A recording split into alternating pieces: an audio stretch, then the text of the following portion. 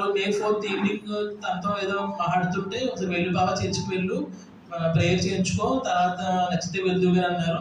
ఆ రోజు అప్పటికప్పుడు మే 5th ఆ రోజు ఈవినింగ్ 5 o'clockకి వచ్చాను. వచ్చి పాస్టర్ గారి చేత సార్ గారి చేత ప్రేయర్ చేయించుకున్నాను. నెక్స్ట్ వీక్ నుంచి రావడం మొదలుపెట్టాను అనమాట అండి.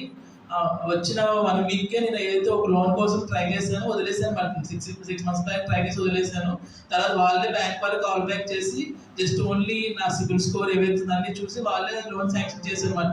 అసలు నేను ఏం ట్రై చేయలేదు అసలు. బిల్ వారానికే మాట. సో దేవునికి ఏదో ఒకటి ఇవ్వాలని ఆశపడ్డాను. 2 weeks బ్యాక్ వచ్చినప్పుడే చాలా ఇబ్బందిగా ఉంది మాట. మరి తల్లిదండ్రులు ఎలా తెలియదు, కూర్చుని నాకైతే చాలా ఇబ్బంది అనిపించేసింది మాట అండి. కూర్చుని నాకైతే ఇబ్బందిగా ఉందంటే చెప్తున్నా చాలా ఇబ్బందిగా ఉంటుంది. సో ఒక ఏసీ కొంటే బాగుంటుందేమో అనుకున్నా తప్ప చెప్పలేదండి. ఆలోచించి చెప్తే మళ్ళీ వచ్చి 1 week చెప్తే ఏదో అనుకుంటారేమో అనుకున్నాను. మళ్ళీ ఒక రోజు